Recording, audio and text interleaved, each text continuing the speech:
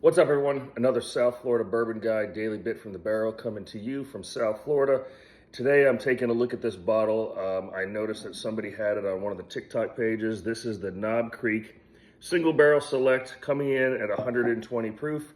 Jim Beam, Claremont, Kentucky. A little extra about this is aged 6 years and 9 months. And right before I did the video, just tried a little bit. This took me a couple of sips, a couple of tries, I'm not gonna lie, before I actually did this review.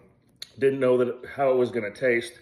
120 proof, I thought it would be a little hot, and it was a little warm, but nothing crazy. But looking at this initially, and I'll bring it to the camera here, really nice hue, really nice color here. Upon the first sip, I get some dark cherry, some spice, some nuts, some oak, that brown sugar, vanilla, caramel that we all love in a bourbon.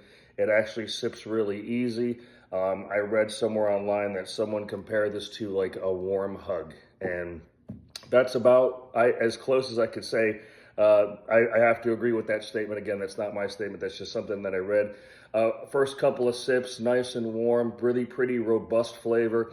Not a bad pour at all. What I always like to do is I like to take my dropper, even after trying it neat.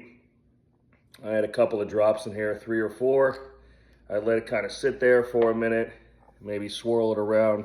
And just kind of what I found is that once you add a little bit of water, even if it's a few drops, sometimes it really opens up the flavors of these bourbons.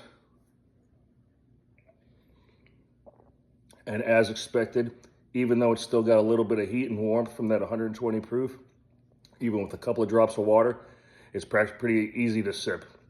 Not a bad pour. Check it out, the Knob Creek, again, Single Barrel Select, Jim Beam. Another daily bit from the barrel. Thank you for following the page as always.